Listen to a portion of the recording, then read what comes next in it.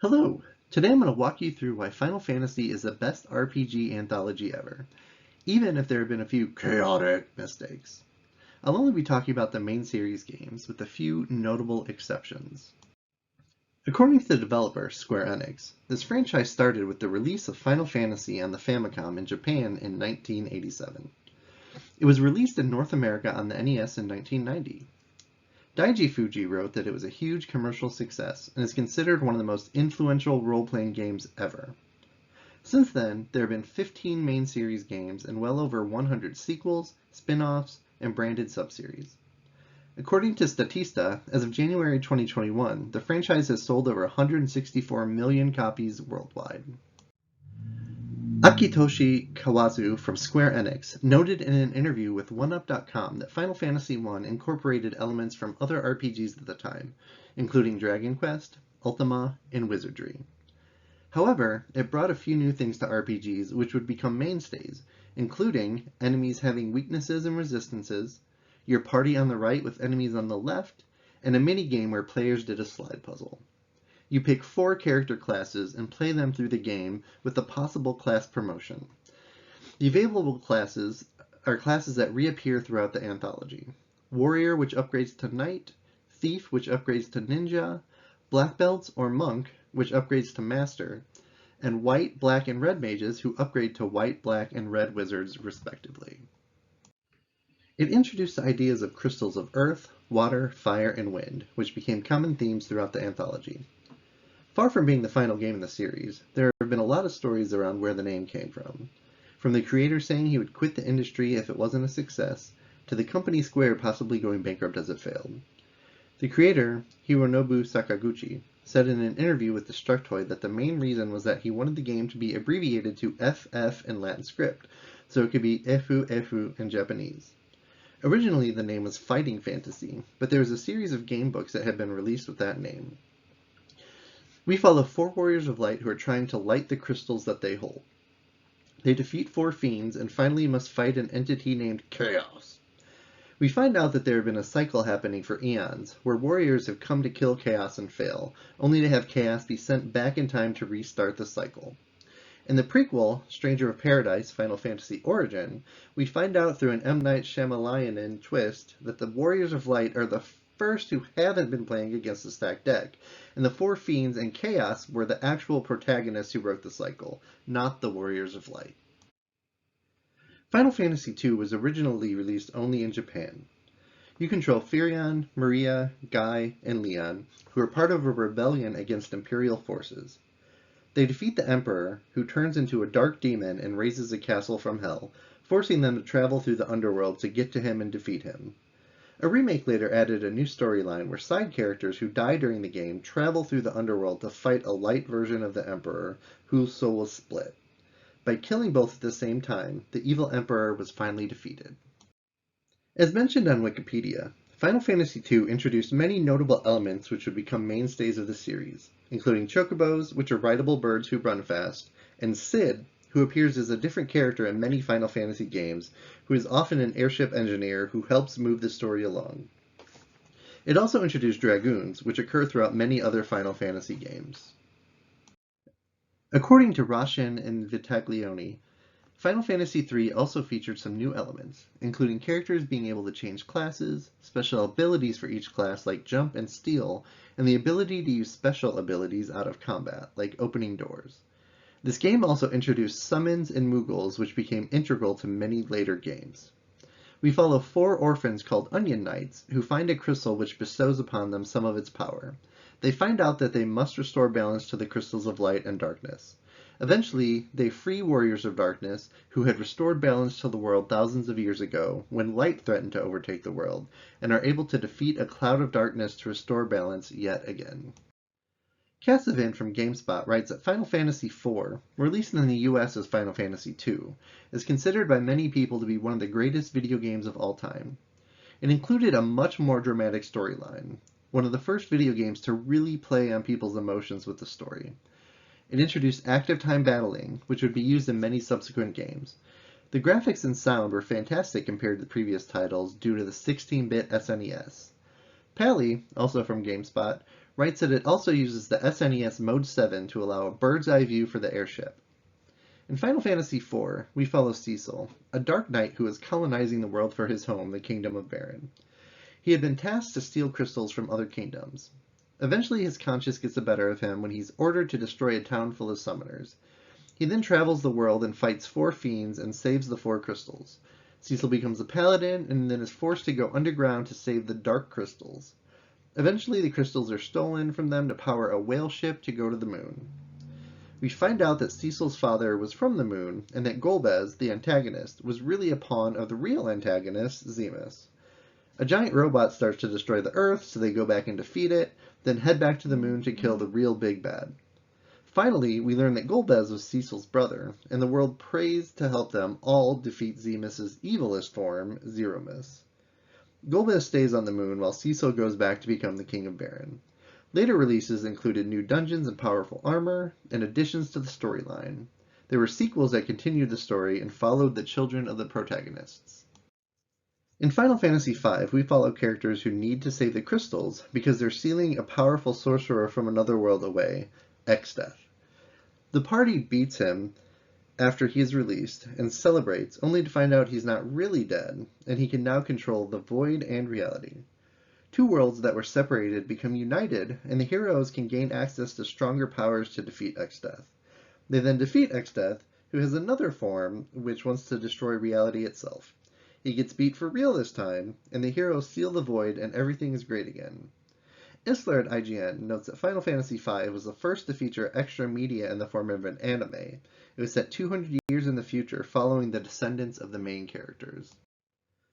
Final Fantasy VI, the best game in the series according to me, introduced a lot of content which would become integral in later games in the franchise according to McLaughlin at IGN. Runic is an ability that absorbs an enemy's magic attack. Characters each had a desperation attack when their hit points were low, which showed up in later games as such things as limit breaks. Magicite, which characters can equip to summon and learn magic, would show up in later titles as things such as materia and dress spheres.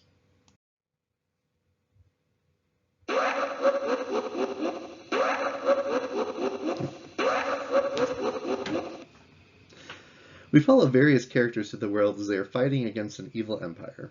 The Empire is doing experiments on people to infuse them with magic by draining the life force of espers, which are magical creatures. Eventually, Kefka raises a floating continent which has 3 goddesses of magic statues. The goddesses had turned themselves into statues because they were destroying the world. Kefka moves the statues, which completely wrecks the world below. We then move to a year later, where we go through the world of Ruin and find the characters we had before the floating continent, and a few new characters. The heroes then have to climb a huge tower to get to Kefka, who has the powers of a god now. They destroy him, and along with him all the traces of espers and magic. Final Fantasy is one of the most well-known titles in the series. We follow Cloud, who is a mercenary for hire. He helps an eco-terrorist group called Avalanche bomb a Mako reactor that the evil Empire Shinra is using to drain the life force of the planet. Cloud meets Eris, aka Aerith, who ends up being a Cetra, a group of ancient people who can interact with the life force of the planet. They pursue Sephiroth, who is believed to be a Cetra, but is actually a weird alien hybrid created from cells of Genova who was unearthed in the past. Sephiroth wants to use black materia to summon a meteor to smack the planet, and he'll absorb the energy to become stronger. Aerith tries to use a white materia to stop him, but fails tragically. Eventually, Cloud and friends are able to defeat the planet's security system machines and defeat Sephiroth, Genova, and summon Holy to destroy the meteor. Final Fantasy VII spawned a lot of media, including a movie, a sequel, a prequel, a snowboarding game, and a remake which is coming out in episodes. If you ask many Gen X and Millennial gamers when the first time they cried at a video game, they'll talk about Aeris's tragic death. Eris's death is even used as a prime example of a tearjerker trope because of how well it was developed and executed. No pun intended. There are dozens of theories about how to stop Eris from dying, all of which were false. I know because I tried most of them.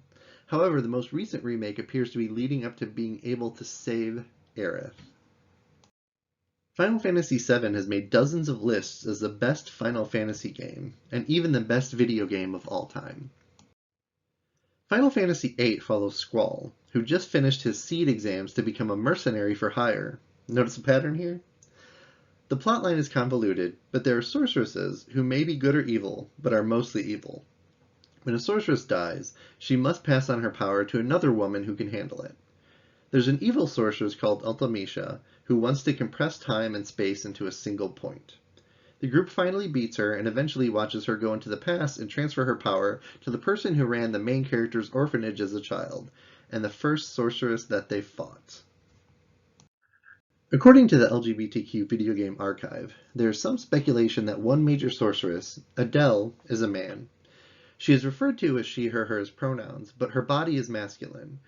There's a possibility that she is trans. It's implied in the game that only women can be sorceresses, though the original Japanese term is a gender-neutral witch. In Final Fantasy IX, we follow the thief Zidane. He kidnaps a princess, Garnet, who is about to escape anyway because her mother, Queen Brahne, was evil. Queen Brahne gets killed by Kuja, who is from a different planet, Terra, that needed to absorb their planet, Gaia, to survive. We find out that Zidane is from Terra and is used to absorb souls from Gaia.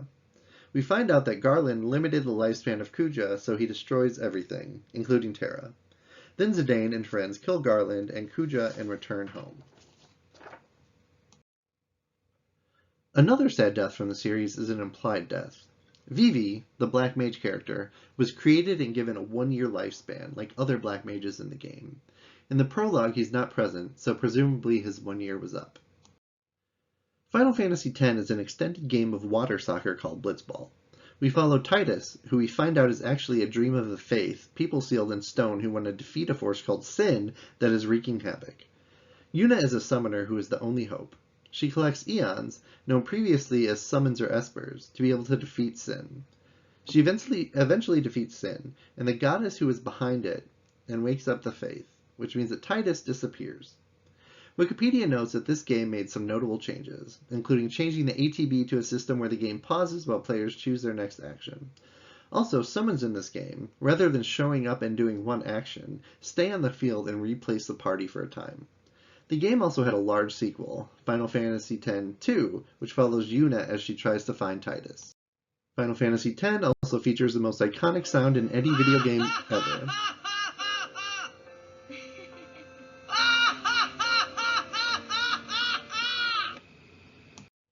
Final Fantasy XI was created as an MMORPG in the land of Vana'diel. Most of the main storyline quest revolves around helping the 3 kingdoms of Vana'diel band together to defeat an evil. Being an MMO, there are a lot of side quests, and the player is the main character rather than a specific protagonist. Notably, Final Fantasy XI was the first MMO to allow people to play all classes in the game on a single character with a job change ability. The Final Fantasy Wiki says that Final Fantasy XII is about a tyrant who takes over its neighboring kingdoms. A princess wants to retake her throne and needs a crystal to prove who she is and that she is the rightful heir. Then they find someone who is making fake crystals. And then they find out where the crystals come from and destroy it. It's a really boring story, which is sacrilege to say for some people, and I don't remember playing this one. There's speculation that there is an evil me who only remembers and loves Final Fantasy XII, but the world may never know. Final Fantasy XIII follows a set of characters with names like Lightning and Snow, who live in a floating area called Cocoon. When people come into contact with gods called Felsi, they are given a focus, which is a mission, and a mark, and they become Elsie. If they fulfill their focus, they turn into a crystal. If they don't fulfill their focus, they endure torment. The main characters find out their focus is to turn into Ragnarok and destroy the Felsi who is holding up Cocoon and is responsible for turning people into Elsie. Some of the characters were past Elsie who woke up from being crystals from being tasked with becoming Ragnarok in the past. The battle system in 13 was interesting, as you controlled the main character, and other characters were controlled by AI. They weren't specific jobs, but paradigms which controlled their actions, such as melee attacker, magic attacker, tank, healer, etc. The summons in this game, called Eidolons, are interesting in that they are also vehicles. We have Twin Shiva motorcycle, Odin as a horse, Brunhilde as a race car, Fortress Tank Alexander, Magitech Armor Hecatoncheir, and a flying wyvern Bahamut. Final Fantasy tried another MMORPG with Final Fantasy XIV. According to Teljonic at Games Radar, its first version was so bad that they completely reworked the game, including a whole new game engine. Then they cause a cataclysm in-game, sacrifice their main character NPC, and reset all the servers. The benefit was that Final Fantasy XIV, A Realm Reborn, was a fantastic success. The main story arc follows you as a warrior of light, who is working with an organization who is fighting against an empire. Unfortunately, then there's too much light, and the world is at risk of being overcome by light. So you have to work to bring darkness to bring balance to the world. Final Fantasy XIV has areas and fights that are inspired by previous Final Fantasy installments. It became so popular during the last expansion that they had to stop new accounts from being created for a time because their servers were so overburdened. Final Fantasy XV follows Noctis, a prince and arguably the worst character in the entire Final Fantasy universe, and his bros as they try to find the legendary weapons of the royal family to save a crystal and reclaim his throne, as he has been declared dead. The game is unique among the rest of the Final Fantasy titles in that you need to watch movies and read comics that came out before the game in order to really understand the plot. DLC was later released that helped the plot make a little more sense. Spoiler alert, but halfway through the game you get separated from your group and fight solo, completely changing how the game plays. Then they kill off all your party members, and the final battle is brand new gameplay, which just throws out everything you've learned in the rest of the game. I want to point out that Final Fantasy XV has Gladiolus, the second hottest character that has ever appeared in a video game. The first being Chris Redfield, but that's a whole other presentation. Take a minute to appreciate this video from a time when the group was resting.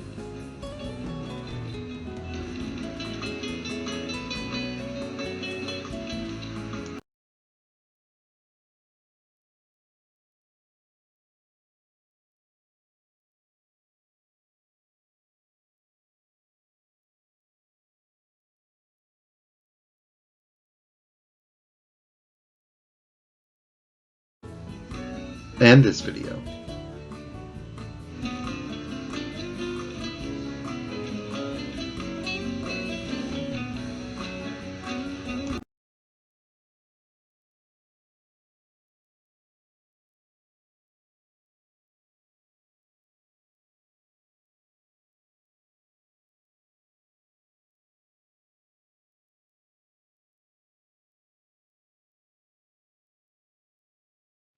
Final Fantasy XVI was announced in 2020, but there's no date for release yet.